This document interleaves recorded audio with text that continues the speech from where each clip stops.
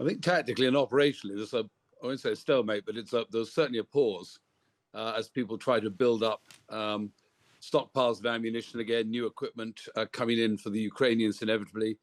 The Russians rather trying to bring forward their mobilization and make up the huge losses they've suffered in the war since February.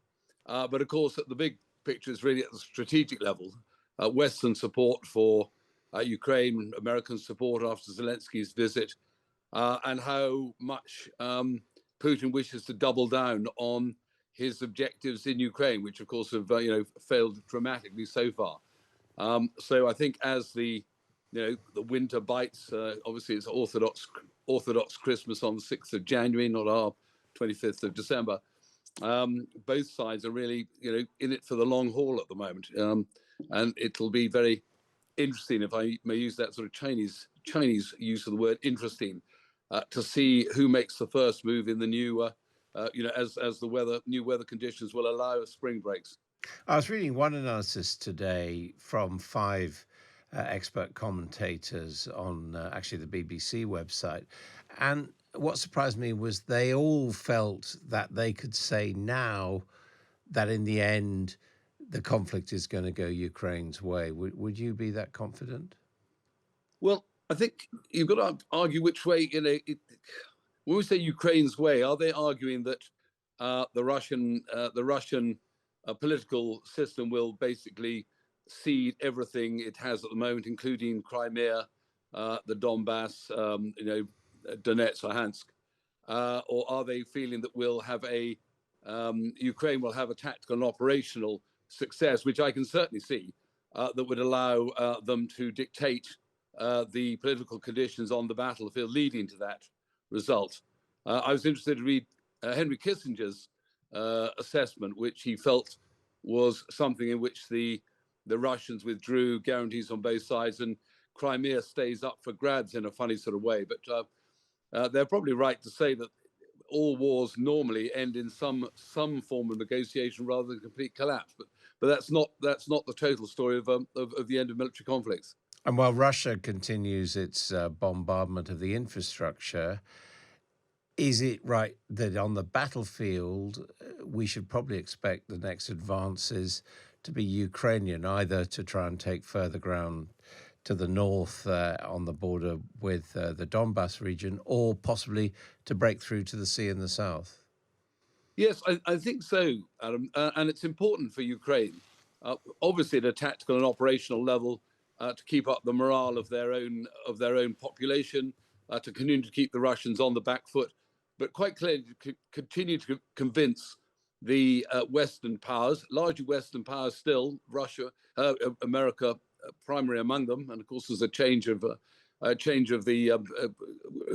in Congress, power struggling in Congress, that the investment is continues to be worth making. And as Zelensky said, this is not charity; it is an investment, and how much that narrative continues to hold good in the European Union, in the West as a whole, and in America, in the Senate and in the House of Representatives. What was your assessment of Zelensky's visit to the US, to the White House, and his address to a joint session of Congress? Do you think he did, if you like, stiffen the spine of American support in spite of political changes? I think he did. I think it's difficult not to be impressed by Zelensky. I was slightly horrified at some of the commentary that came from people who don't support American support for Ukraine about, his mode of dress when he addressed it, et cetera, et cetera. But I do think for Zelensky and the Ukrainians, the key is continued Western support, particularly the Americans, because of the scale. So to leave Ukraine at the time he did, I think was both an important thing to do and a necessary thing for him to do, to try and solidify that and go public again. As the Queen used to say, I have to be seen to be believed. And that personal touch is as important, probably more important than communicating through Zoom, etc.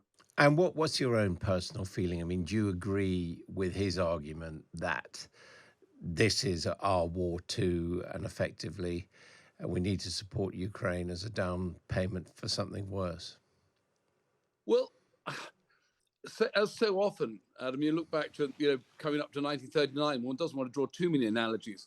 we really have allowed Russia to build up its armed forces, to saber rattle, to influence, to undermine, to corrupt and corrode certain elements of Western society, when perhaps we should have confronted this much earlier, either South Ossetia, Georgia, certainly the taking of the Crimea, and reassessed our attitudes to Russia.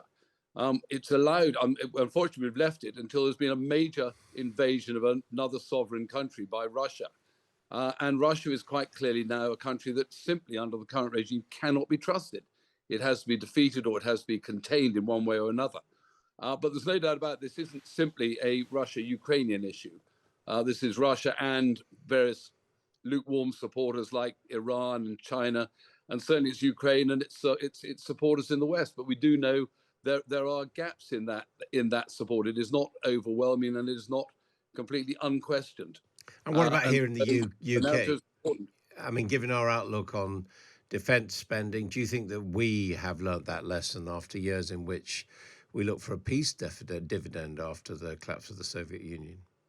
Yes, I think something I've argued for a long time. Unfortunately, we took that peace dividend and we basically spent it. And now we're confronted with a genuine security problem. I would argue all Western European nations are, and certainly the Eastern European nations, at a time when we've got a huge amount of debt. We're doing deficit funding. We've invested everything into the welfare state and national health service, etc. And so making the case and actually then acting on it for more defense spending, both for defense, continued support of Ukraine, deterrence for the future, and addressing threats that have been out there for quite a while, we have chosen not frankly to acknowledge or recognize, is a very difficult call for democratic government. So the answer is yes, I think we should be investing more in defense, but I'm very conscious that governments will say, well, where does that come from? But as Colbert said, to govern is to choose. And we are now confronted with something that we, perhaps for a decade, we failed to confront or acknowledge.